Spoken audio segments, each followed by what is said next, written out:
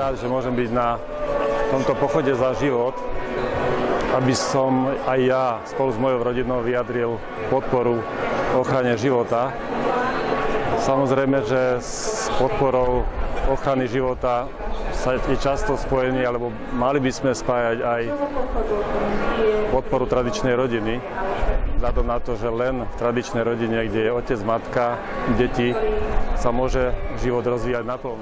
Som veľmi rád, že aj slovenský národ pochopil, že v živote, v novom potomstve je nádej pre Slovensko, je nádej aj pre náš región.